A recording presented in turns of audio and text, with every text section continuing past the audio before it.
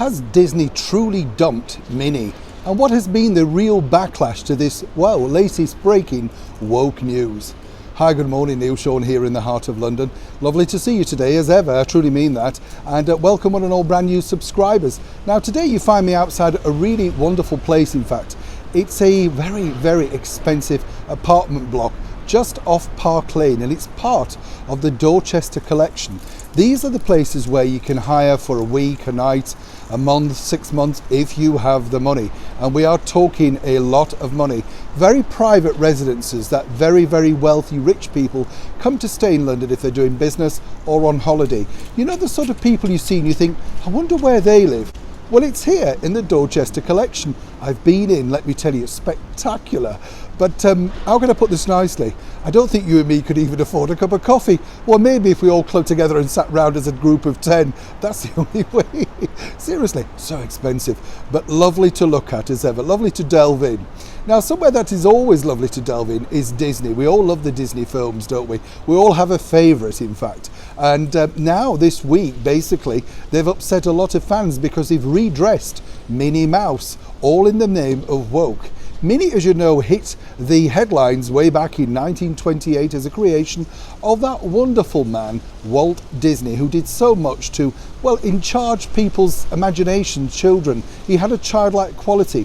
I was recently speaking to the actress Hayley Mills, who starred in a number of Disney films, and she was very, very nice about working with him. We all know the darker side of people, of course, but speaking to Miss Mills, she told me her version of that, and as ever, you know, it was a wonderful, wonderful thing to hear, just how kind and sincere he was to those that were working for him and around him. Now, I wonder what he would think to this particular story, because Stella McCartney has given the reboot, as the modern people say, to redressing Minnie Mouse. This is over at Disneyland Paris.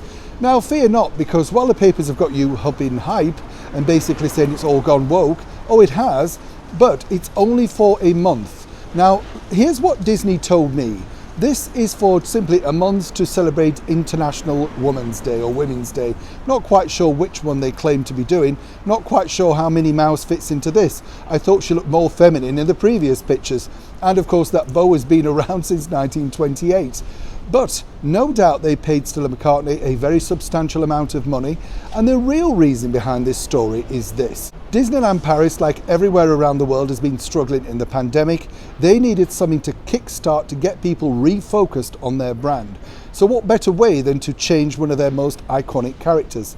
That way you and I and everybody around the world is suddenly rereading and mentioning Disney once again. After a month, unless people really wanted to remain in that two-pant suit, which really has a bit of a look for me of Hillary Clinton, then I'm not thinking that will continue. But no doubt we'll go into the Disney Museum. As for Stella McCartney, as ever, people are criticising her, saying, well, if it wasn't for her father, etc. She's proved herself over the years to be a very reputable dress designer, clothing designer, whatever you want to call her. Of course, normally beyond the reach of you and I, but no doubt, of course, if you're rich and famous, you want to be dressed in Stella. And perhaps Minnie is no different. So is this truly a woke story? Well, it's woke at least for a month. We can be outraged at least for that period. And then after that, hopefully, Disney hope at least that you'll return to them, go on their magic teacup roundabouts, and of course get down with all the other Disney characters that we've known and loved for so many years. Neil Sean in the very heart of London.